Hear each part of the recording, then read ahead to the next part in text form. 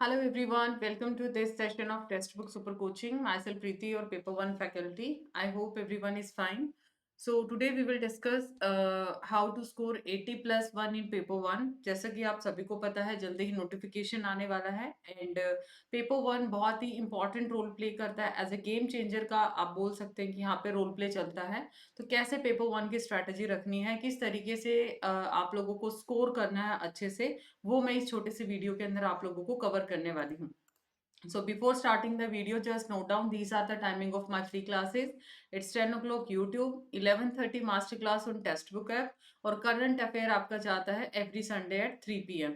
तो ये बिल्कुल फ्री सेशंस हैं, आप इसका बेनिफिट जरूर उठाइएगा और वीडियो में एंड तक जरूर बने रहिएगा बिकॉज बहुत इंपॉर्टेंट पॉइंट्स मैं यहाँ पर बताने वाली हूँ और आपके लिए 2 मंथ काफ़ी इंपॉर्टेंट है। अगर आप इस तरीके से इन 2 मंथ को यूटिलाइज करेंगे तो डेफिनेटली आप लोगों को वहां पर फ्रूटफुल रिजल्ट मिलेंगे। एंड कोई भी अगर आपका डाउट है regarding free classes, paid classes, app, तो आप इस नंबर पे कनेक्ट कर सकते हैं या डिस्क्रिप्शन में गूगल फॉर्म दिया गया, आप वहां पर अपना डिटेल्स भी एंटर कर सकते हैं। और बाकी इंपॉर्टेंट पीडीएफ नोट्स के लिए, क्योंकि बैक टू बैक जल्दी मैराथन्स भी शुरू होने वाले हैं, क्विजेस भी अब हम लोग शुरू कर देंगे टेलीग्राम्स के ऊपर भी, तो इन्हीं सभी पॉइंटर्स के लिए प्लीज आप इस टेलीग्राम को भी जरूर ज्वाइन करिए या फिर आप यहाँ से भी इसको स्कैन कर सकते हैं। तो let's start with the video without wasting any time. तो टीचिंग एप्टीट्यूड, आप सभी को पता है कि टोटल हमारे सिलेबस में पेपर 1 के अंदर 10 यूनिट्स आता है। 10 यूनिट्स के अंदर अगर हम बात करें, 2 यूनिट आपका टोटली क्या आ जाता है, प्रैक्टिकल अप्रोच, जो कि आपसे 100% क्या मांगता है, प्रैक्टिस मांगता है। 1 यूनिट ये भी नो डाउट आपसे प्रैक्टिस मांगता है, बट यहाँ पर आप लोगों को जैसे करंट जो टॉपिक्स हैं आपके ट्रेंडिंग, कोई इन्वायरमेंट है या फिर इकोनॉमी रिलेटेड है, कोई एजुकेशन रिलेटेड है, तो वो आपके अगर करंट टॉपिक को आप एक्टिवली देखते हैं और वीकली भी अगर 2 आरसी लगा लेते तो काफी यहाँ पर आप लोग 5 क्वेश्चन बनते हैं बहुत अच्छे से। यहाँ पे 10 नहीं तो एटलीस्ट यहाँ पे 4 क्वेश्चंस, 8 to 10 मार्क्स का स्कोर यहाँ पर इस तरीके से बन सकता है। तो आरसी का सिंपल सा स्ट्रेटेजी है, आप थोड़ा सा न्यूज़पेपर रीडिंग करें बिकॉज उससे रीडिंग हैबिट बनेगी और रीडिंग हैबिट बनी तो आपको की पॉइंटर को वहां पर कैच करना आ जाएगा। नेक्स्ट आती है 2 यूनिट जो कि आपकी बिल्कुल प्रैक्टिकल यूनिट्स हैं। प्रैक्टिकल यूनिट्स के अंदर मैथमेटिकल रीजनिंग और डेटा इंटरप्रिटेशन सबसे बड़ा जो बच्चों के अंदर आ जाता है, कहते हैं ना इल्यूजन, हम बोल सकते हैं कि यहाँ पर अगर आपको मैथ आता है ना तभी सिर्फ आप डीआई कर सकते हैं, तभी आप मैथमेटिकल रीजनिंग कर सकते हैं। रीजनिंग में 2 क्वेश्चन बिल्कुल लेमैन वाले होते हैं कि क्योंकि आप मास्टर करके आ चुके हैं, डायरेक्शन का क्वेश्चन है, तो बहुत इजीली मैं बोलूँ, आप रास्ता आप पूछते हैं, गूगल से भी पूछते हैं ना रास्ता, तो क्या वो रास्ता आप लोग खुद यहाँ पर अगर पेपर पे कुछ लिखा नहीं बना पाएंगे। ब्लड रिलेशन का कोई क्वेश्चन आता है, खुद के भी रिश्तेदारी हम लोग देखते हैं, खुद में कौन सा क्या रिलेशन हमारा बनता है, किसके साथ, बुआ चाचा, वो चीज है।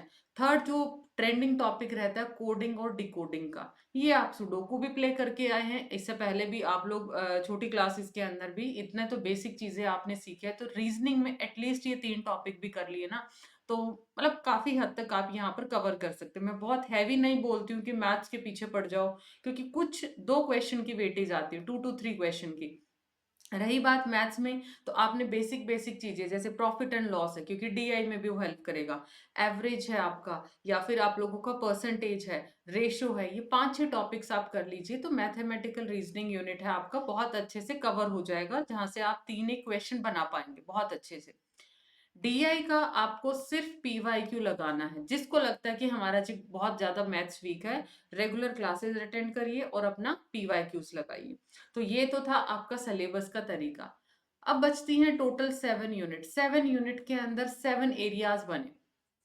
अगर मैं टीचिंग एप्टीट्यूड की बात करूं कैसे कवर करना है, इसमें आपको ब्रीफ नोट्स अगर बना लेते हैं तो काफी मदद करेगा और हर क्वेश्चन को यहाँ पर अटेम्प्ट करने की कोशिश करिए, यहाँ स्किप मत करिएगा, क्योंकि टीचिंग एप्टीट्यूड काफी, हालांकि थ्योरेटिकल डिसिप्लिन है, बट ये भी मान के चलिए टीचिंग एप्टीट्यूड आपको बहुत अच्छा खासा स्कोर भी करवा सकता है, तो ये चीज भी आप लोगों को माइंड में रखनी है, राइट। क्योंकि टीचिंग एप्टीट्यूड के अंदर क्या है, मतलब एटलीस्ट हम 4 क्वेश्चन का तो टारगेट रखना ही रखना है। बहुत अच्छा आप लोगों से एनालिटिकल क्वेश्चंस पूछे जाते हैं जिसमें जरूरी नहीं आपको सिलेबस आए तभी आए, तो कोई भी आप लोग स्टूडेंट टीचर के फैक्ट यहाँ पे बेसिकली पूछे जाते हैं most of the time. Research के अंदर अगर हम बात करें तो रिसर्च काफी वास्ट यूनिट आ जाती है, तुलिका मैम बहुत अच्छे से आपको कवर कराते हैं। सो यहाँ पर रिसर्च स्ट्रैटेजी क्या है, कुछ की पॉइंटर्स अगर क्वेश्चन में दिए, देखो कभी भी कोई भी कीवर्ड्स हैं आपके, ट्रिक्स होती हैं वो सेकेंडरी जाती हैं, ये मत सोचिएगा कि ये प्राइमरी और सब कुछ आ गया।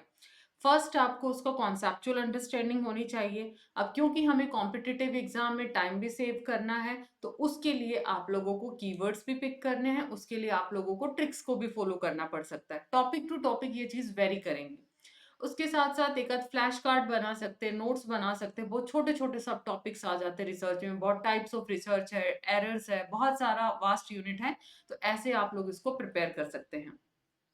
कम्युनिकेशन की अगर मैं बात करूं तो कम्युनिकेशन क्या है आप लोगों का, इधर अलग अलग टाइप के कम्युनिकेशन आपसे पूछे जाते हैं। वर्बल क्या है, स्ट्रक्चर क्या रहता है कम्युनिकेशन में, या फिर आप लोगों का मॉडल्स क्या आ जाते हैं। तो यहाँ पर भी ये दोनों यूनिट बहुत अच्छी यूनिट्स हैं, तो दोनों से क्वेश्चन का आप लोग टारगेट रखिए कि 4 क्वेश्चन तो दोनों से करेक्ट करना ही करना है, यहाँ से भी 4, यहाँ से भी 4। टोटल आपको आउट ऑफ 50 अपने आप को 40 क्वेश्चंस का टारगेट देना है। आउट ऑफ 50 क्वेश्चंस 40 क्वेश्चंस का टारगेट देंगे। देन हम कुछ मिस्टेक्स भी करके आते हैं, कुछ ऐसे नए टॉपिक्स भी निकल के आते हैं जो हमसे नहीं बनते हैं। देन हम लोग क्या करते हैं, 35 टू 38 यहाँ पर क्वेश्चंस को करेक्ट कर पाते हैं, जो प्रैक्टिकल एस्पेक्ट आता है ना।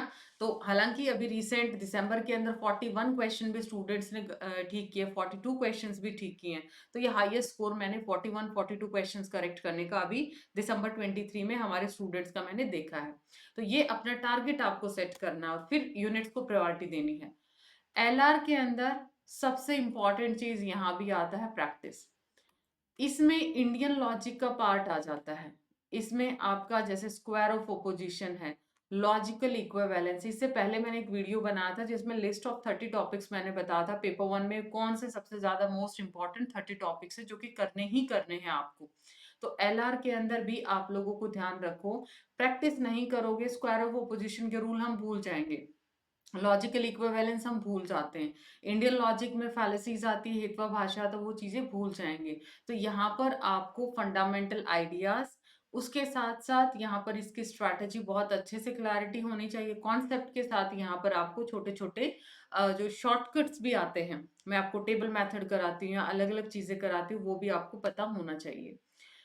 देन आईसीटी काफी वास्ट यूनिट आ जाती है, ठीक है। हम ये नहीं बोल सकते कि ये बहुत छोटा यूनिट है। पहले हम बोलते थे जो 10th क्लासेस की बुक्स की जो चीजें आती है, ये मैंने क्यों वर्ड यूज किया, essential ideas can be found in standard 10th class books, क्योंकि वहां पर हम लोग इंटरनेट के बारे में सीखते हैं, राइट। वहां पर आप लोग बेसिक्स जैसे एमएस वर्ड से भी क्वेश्चन आ जाते हैं, एमएस एक्सेल से भी क्वेश्चन आ जाते हैं, पावर पॉइंट से एक आध क्वेश्चन बन जाता है, नंबर सिस्टम है, ये सब आपका 10th से 12th तक के सिलेबस के अंदर आईसीटी के अंदर आ जाता है, काउंट किया जाता है। हालांकि अभी तो पाइथन तक आती है 11 12th के अंदर, तो आप ये नहीं बोल सकते कि भी आईसीटी का बेसिक्स हमें नहीं आता, मेमोरी है, तो ये सब कुछ आपका आता है, ठीक है। और जो भी मोस्ट इंपॉर्टेंट टॉपिक हैं वो आपको क्लासेस में कवर किए जाते हैं। तो आईसीटी को आप लोगों ने क्या करना है, इधर जो टॉपिक रिपीटेडली पूछे जाते हैं, पूरा आपको यहाँ पर बीसीएमसी नहीं करना, पूरा पीजीडीसी कोर्स डिप्लोमा नहीं करना, जो ट्रेंडिंग टॉपिक है उनकी पहले लिस्ट बनाइए और ट्रेंडिंग टॉपिक की लिस्ट के अकॉर्डिंग ही आप लोगों को उनको क्या करना, कवर करना। जो भी आपको लगता है ना कि ये बहुत बड़ी यूनिट है, उसमें प्रीवियस ईयर पेपर्स को देखना शुरू कर दो।